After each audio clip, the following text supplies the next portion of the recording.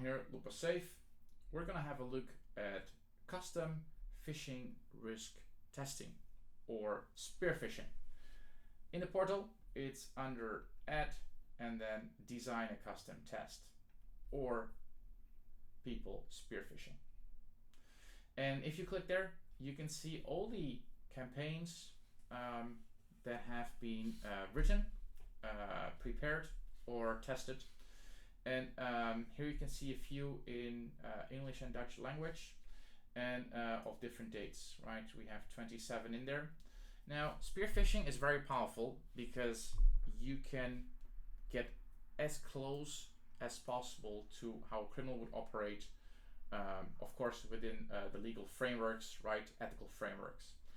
We always recommend with phishing to be transparent to the employees, to announce the phishing test in advance, and also to follow up very clearly.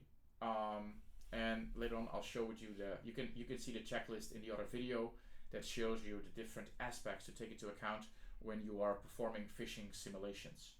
We recommend to do the spear phishing at least twice a year, and to really try to find something that is unique to your industry or your organization. How does it work? Spear phishing. I click the button New Spearfish, and this is a module where you can create your own templates. And it has a couple of elements. There is a phishing email that you can write. There is a landing page, and you can make sure it's visible for all the clients you have in the system. So for example, some of our MSPs work with an industry, say notaries, and they copy this phishing message, custom phishing message, to all of their notary clients at once, and they can execute from those accounts. First thing with spear phishing, it's very good that you can personalize the email. And there are different variables available: first name, last name, the email, and there is a link URL. And I'm going to show you in a second what that does. So a new phishing can have a subject line, and we always, in our experience, 3 ingredients work really well for a good phishing campaign. One is there should be, the message should evoke emotion, either positive or negative. Second, there should be a sense of urgency. You want the reader to respond really quickly, because as a criminal you don't have a lot of time. And thirdly, a clear call to action. You want the reader to take action. These are the 3 key ingredients for a good phishing campaign: emotion, urgency, and call to action. Now, an example we can make based on these criteria, this is very popular in the accounting industry. Complaint from client, threatens with lawyer, please review our response. Something like this, right? Try to put in some typo errors, for example, or other kind of clues that might indicate this could be a phishing. Though these days with generative AI, it's typos are less common.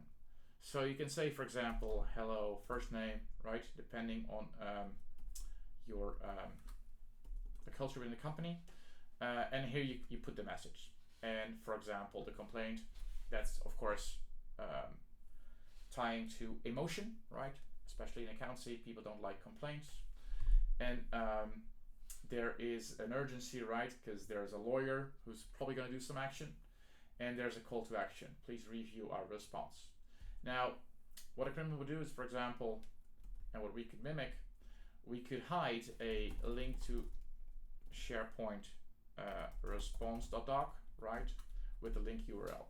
And you can use ChatGPT, very powerful, to craft these messages, or like use your own imagination. There is a called WYSIWYG editor, so you can, we use this a lot actually, most of the time, because if you toggle it, you can then use source code, and you can use HTML tags. This is very powerful because you can add logos, you can add the signature, for example, and use these kind of fields. And you can also click those buttons, right? It's easier than copy paste.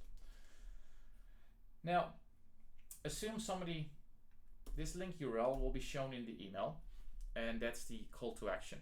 let's say it's the fake SharePoint document where you want people to share their 365 credentials to access a document that won't be there. Or what we also see these days, hide a legitimate document on SharePoint and then in the SharePoint document put the link for phishing.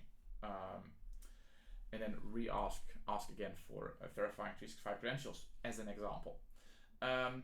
Now, assume people try to log on. You can either go to a landing page, which is the phishing e-learning, and what happens if people fall victim, meaning they click on the link, they'll be presented with the phishing e-learning in the language of the browser. So if the language of the browser is set to Dutch, the video will be in Dutch. If the browser language set to English, it will be English. Is the browser language an unknown language? We will revert back to the English language. Now, here's the powerful part. You can also create a custom template. And this template will be shown as the URL that the victim, right, the testee, clicks on. And what you can do here is you can import a web page. We love this. And so let's say your website has a login portal, a web shop, a partner platform, whatever it is. You can import this into the platform. Now, it doesn't get it right 100% of the time because there's JavaScript and there's security controls as well. First, it's good to test if your target website can easily be copied, right? So what this tool does, it makes a copy of the web page, and then let's see if your employees get it. And it might take 1 or 2 tries. Some websites you can copy in 1 click, and some take a bit of customization. What you can also do is import it, and then with the WYSIWYG editor, you can then craft the website and to actually make some changes in imagery and style. And once you're done, you press save, and you can then test it. So how does it look like? For example, here is the Christmas gift policy. Be careful. And once you've saved it, I'll have a look here, right? You can then press this green, I think it's an incubation tube, this green tube, lab tube, let's call it lab tube, and you can test the message. And this way the email will be sent to you, the logged on user, and you can verify if you like the design, if the links are working, if you set the right policies, right, the technical controls to make sure it's not intercepted by spam or junk or phishing filters. And once you've completed those steps, you're good to go, and you can continuously run this or many different campaigns. Of course, you can edit them and delete them. And then of course there's a checklist which you can see in the other video around standard phishing. This checklist is very important because that helps you to make it a very good experience for the employees as well. And that's our objective at the end of the day. We're not here to win, we're here to make the employees more resilient and that they can handle phishing emails very well, and they're very comfortable in working with email.